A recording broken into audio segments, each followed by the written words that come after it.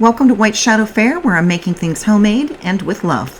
Today I'm making an American style enchilada dish, making a homemade taco seasoning and a homemade enchilada sauce. For the taco seasoning, you're going to need chili powder, ground cumin, salt, black pepper, paprika, garlic powder, onion powder, cayenne, and dried oregano. So in a container, you're going to mix 1 1/4 cups of chili powder, 1 1/4 tablespoons of paprika, 1/4 cup of cumin,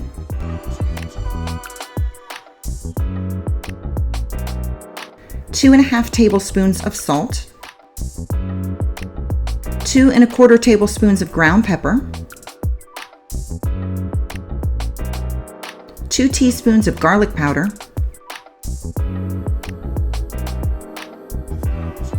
2 teaspoons of onion powder, 1 teaspoon of cayenne pepper, and 2 teaspoons of oregano.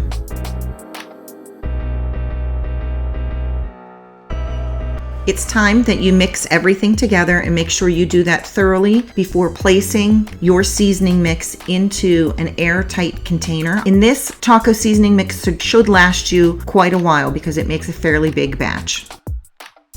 Serving size is anywhere from 2 to 3 tablespoons depending on how spicy you like your ingredients to be. I started using this when one day I needed taco seasoning and I didn't have any on hand.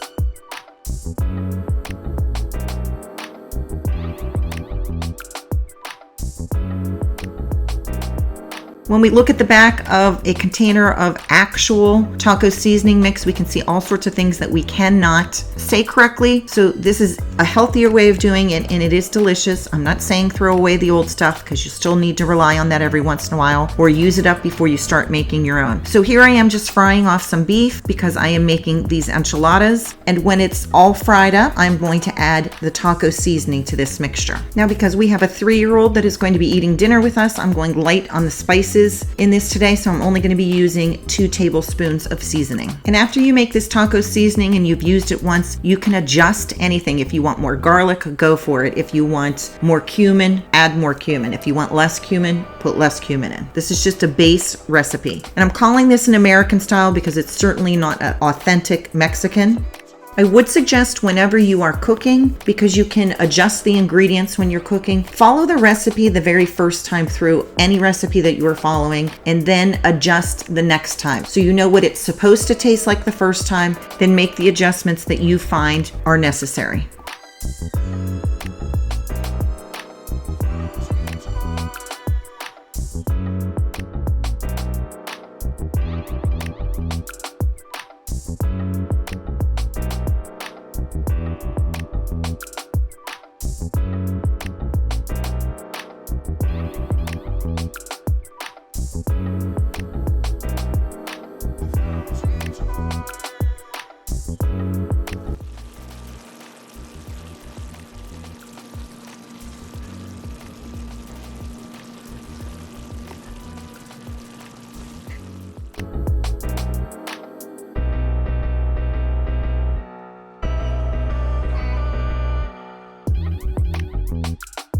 All right, now that I have made taco meat, some of that, I made a big batch of it, so some of it is going to get packaged up and frozen for a later meal. That's one of the things I like to do. I like to kind of cook in bulk so that I can save some of it for later on when I have a busy night. So here I am, I'm getting ready to make some fajitas, and all I'm doing is slicing up some onions and slicing up some bell peppers. You could do hot peppers. Today I'm cooking my fajitas in the air fryer, but sometimes I put them on a sheet pan and place them in the oven. Or in the summertime, a lot of times I put them on the grill if we're grilling.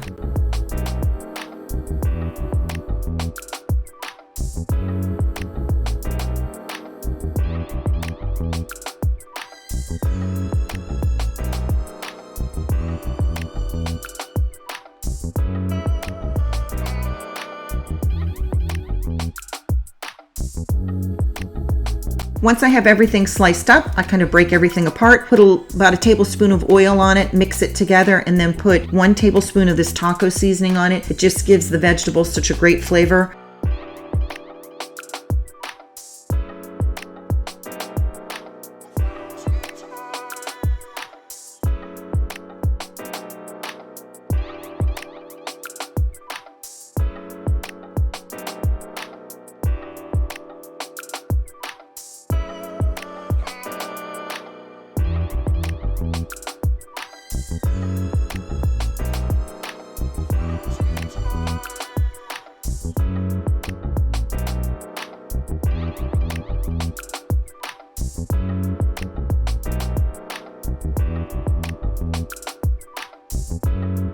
All right, at this point, I'm making a homemade enchilada sauce. So over medium heat, you're gonna take a 1/4 cup of oil and 2 tablespoons of flour. So anytime you have a fat and you're cooking some flour in it, you're making a roux, which is going to help thicken the sauce. You're gonna whisk that together and cook it for about 2 minutes. So a few years ago, I ran out of enchilada sauce in a can and was making enchiladas. I found this recipe and I've been using it ever since. So you're going to add a tablespoon of chili powder to your mixture at this point, a 1/4 teaspoon of cumin,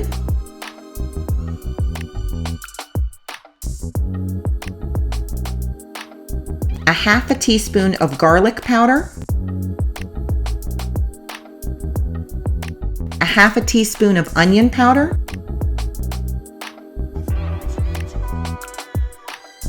a teaspoon of brown sugar,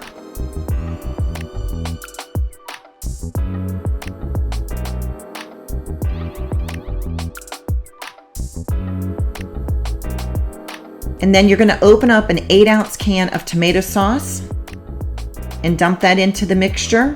Now your mixture is going to start to get kind of thick from the roux that you made earlier from the oil and flour. Don't worry about it because you're going to thin this out with some water. Add 1.5 cups of water and you're going to continue to cook this over a low medium heat for 5 to 10 minutes.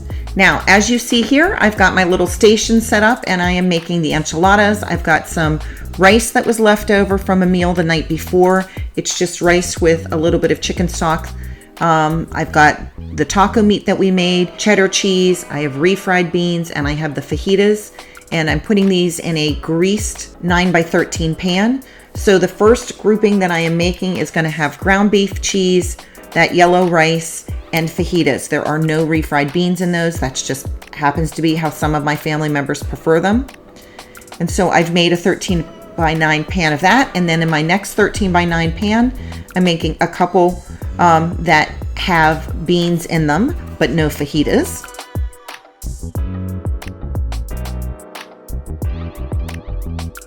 And from there, I'm switching to a whole wheat tortilla. And gee, I wish I knew how to make tortillas well. I've tried several times. They've just never worked out for me. It's something I definitely have to work on mastering. But these ones have no meat in them and they just have beans, fajitas, and rice and a little bit of cheese. That is the great part of a meal like this. You can personalize this to everybody in your family so they can get exactly what it is they like to eat. So when I'm done with this, I'm going to top it with that homemade enchilada sauce. I'm going to stick this in the oven and bake it covered with tin foil for about, I don't know, maybe 45 minutes. Take the foil off, and if I want to brown the cheese, sometimes I do, and sometimes I like the way that it is. We always top it with black olives.